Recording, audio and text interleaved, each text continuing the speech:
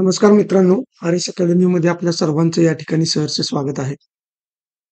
मित्रांनो, जालना जिल्हा पोलीस पाटील भरतीचा आजचा हा जिल्हा विशेषचा प्रश्नसंच भाग 3 आहे. आणि या भागामध्ये आपण जे काही आपले डेलीचे 15 प्रश्न आहेत, ते 15 प्रश्न आपण पाहणार आहे. परंतु ज्या मुलांनी आपली टेस्ट सीरीज घेतली नसेल आणि ज्यांना ती टेस्ट सीरीज परचेस करायची असेल, त्यांनी हा जो नंबर आहे 97 30 61 32 37 या नंबरवरती मला WhatsApp मेसेज करायचा आहे किंवा कॉल करायचा आहे. या टेस्ट सीरीज संबंधीची माहिती जी आहे ती तुम्हाला दिली जाईल.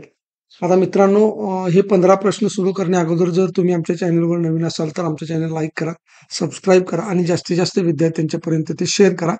आणि पोलीस पाटील भरती पदासाठी कसा अभ्यास करायचा, त्यासाठी कोणती पुस्तकं वापरायची, हे आपण दुपारी व्हिडिओ अपलोड करणार आहे. त्याच्यामध्ये तुम्ही बघू शकता. तर चला मग सुरुवात करूया आपण प्रश्नसंच 3 ला. तर प्रश्न पहिला आहे बघा, जालना जिल्ह्यामध्ये दर 1000 पुरुषांच्या मागे स्त्रियांचं प्रमाण किती आहे? म्हणजे या ठिकाणी तुम्हाला स्त्री पुरुष प्रमाण विचारलेलं आहे. पर्याय आहे, पर्याय क्रमांक ए 860, बी 900, सी 937 आणि डी 970. तर याचं योग्य उत्तर आहे पर्याय क्रमांक सी 937. जालना जिल्ह्यामध्ये दर 1000 पुरुषांच्या मागे 937 इतक्या स्त्रिया आहेत. त्यानंतर बघा, जालना जिल्ह्याच्या उत्तरेस कोणती पर्वतरांग आहे? ए आहे अजिंठा, बी आहे दरेकसा, सी आहे शंभू महादेव आणि डी आहे हरिश्चंद्र बालाघाट. तर याचं योग्य उत्तर आहे पर्याय क्रमांक ए, अजिंठा टेकडी जी आहे किंवा पर्वतरांग ती जालना जिल्ह्याच्या उत्तरेस आहे. आता याच्या जर विरुद्ध तुम्हाला प्रश्न विचारला, इथे तुम्हाला उत्तरेस पर्वतरांग दिलेले आहे, परंतु अजिंठा पर्वतरांगाच्या दक्षिणेस कोणता जिल्हा आहे असं जर विचारलं तर त्याचं उत्तर काय यायला पाहिजे? त्याचं उत्तर यायला पाहिजे जालना. त्यानंतर बघा, जालना जिल्ह्याचे किती टक्के क्षेत्र गोदावरी नदी खोऱ्यात आहे किंवा गोदावरी नदी खोऱ्याने किती टक्के क्षेत्र जालना जिल्ह्याचे व्यापलेले आहे? पर्याय ए आहे 6.5%, पर्याय बी आहे 7.5%, पर्याय सी आहे 9.5% आणि पर्याय डी आहे 10%. तर याचं योग्य उत्तर आहे पर्याय सी 9.5%. आता मित्रांनो, जर का पर्यायामध्ये तुम्हाला 9.5% असेल तर हेच लिहायचं आहे. परंतु जर हा पर्याय नसेल आणि जर 10 हा पर्याय असेल तर तुम्हाला पर्याय क्रमांक डी टिक करायचा आहे. म्हणजे 9.5च्या आसपासची जी काही संख्या असणार आहे ती संख्या तुम्हाला या ठिकाणी टिक करायची आहे. त्यानंतर बघा, प्रश्न क्रमांक 4, खालीलपैकी कोणती नदी गोदावरीची उपनदी नाही? पर्याय ए आहे दुधना, बी आहे पूर्णा, सी आहे खेळणा आणि डी आहे वेदगंगा. तर याचं योग्य उत्तर आहे पर्याय क्रमांक डी, वेदगंगा. त्यानंतर प्रश्न क्रमांक 5 बघा, खालीलपैकी कोणता साखर कारखाना जालना जिल्ह्यात नाही? ए आहे समर्थ सहकारी साखर कारखाना, बी आहे बागेश्वरी सहकारी साखर कारखाना, सी आहे सागर सहकारी साखर कारखाना आणि डी आहे राजाराम सहकारी साखर कारखाना. तर याचं योग्य उत्तर आहे पर्याय क्रमांक डी, राजाराम सहकारी साखर कारखाना. त्यानंतर जालना जिल्ह्यात एकूण किती खासदार आहेत? पर्याय ए आहे 2, बी आहे 3, पर्याय सी आहे 4 आणि पर्याय डी आहे 5. तर याचं योग्य उत्तर आहे पर्याय क्रमांक ए, जालना जिल्ह्यामध्ये एकूण 2 खासदार आहेत. आता त्याच्यानंतर बघा, प्रश्न क्रमांक 7, खालीलपैकी जालना जिल्ह्याचे खासदार कोण आहेत? इथं आहेत असा शब्द पाहिजे, आहेत. पर्याय ए आहे कल्याण काळे, पर्याय बी आहे संजय जाधव, पर्याय सी आहे वरीलपैकी दोन्ही आणि पर्याय डी आहे वरीलपैकी दोन्ही नाही. तर याचं योग्य उत्तर आहे वरीलपैकी दोन्ही. आता याचे जे मतदारसंघ आहेत ते मतदारसंघ या ठिकाणी तुम्ही कमेंट बॉक्समध्ये सांगायचे आहेत. त्यानंतर बघा, प्रश्न क्रमांक 8, जालना जिल्ह्यात एकूण किती आमदार आहेत? पर्याय ए आहे 7, बी आहे 8, सी आहे 9 आणि डी आहे 10. याचं योग्य उत्तर आहे मित्रांनो पर्याय क्रमांक सी, 9 आमदार आहेत. विधान परिषद आणि विधानसभा असे मिळून एकूण 9 आमदार आहेत. त्यानंतर बघा, महाराष्ट्र राज्य विधान परिषद विरोधी पक्षनेते कोण? पर्याय ए आहे अर्जुन खोतकर, बी आहे संतोष दानवे, सी आहे बबनराव लोणीकर आणि डी आहे अंबादास दानवे. आता मित्रांनो, अंबादास दानवे हे विरोधी परिषद पक्षनेते होते, परंतु आता त्यांचा कार्यकाल संपलेला आहे. तर सद्यस्थितीमध्ये विरोधी पक्षनेते कोण आहेत हे तुम्ही मला कमेंट बॉक्समध्ये सांगायचं आहे.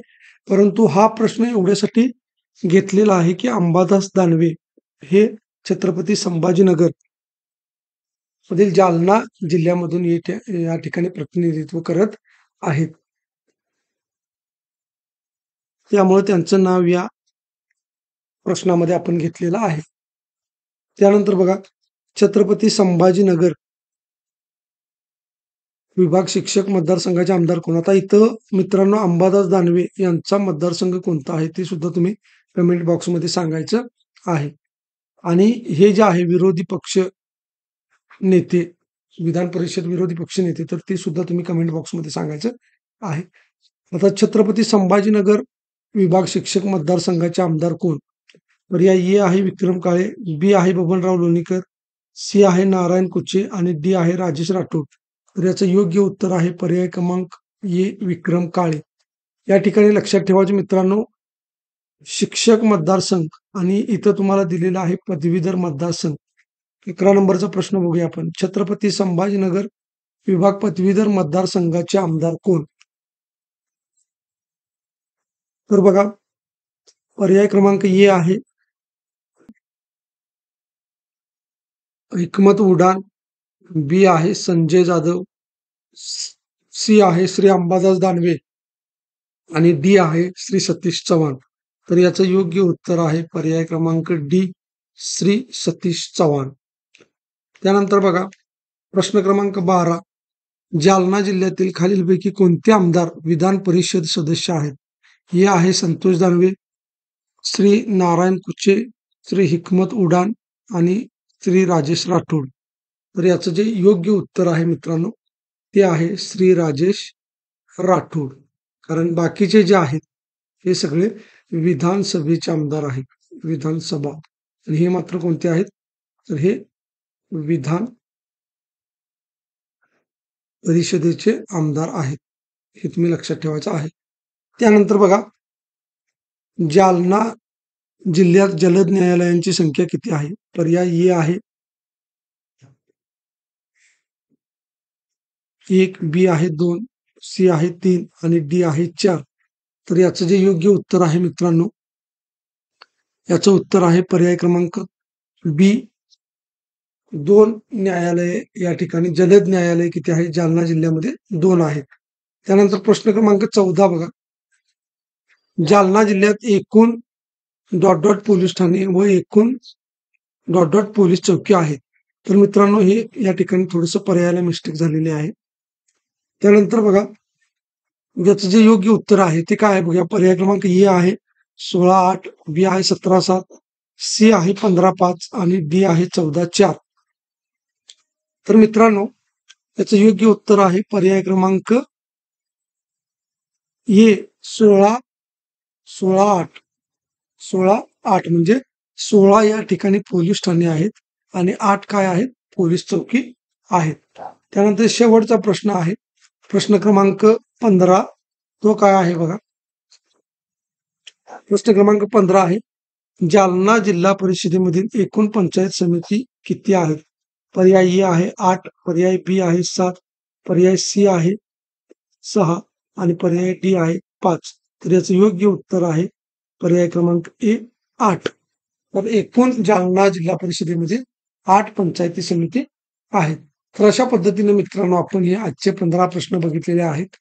आपण पोलीस पाटील पदाची भरती होईपर्यंत असंख्य प्रश्न या जालना जिल्ह्यावरती आणि तुमचा जो विभाग आहे मराठवाडा, तर या मराठवाडा विभागावरती सुद्धा भरपूर आपण प्रश्न घेणार आहे, भरपूर प्रश्नांचा सराव करणार आहे.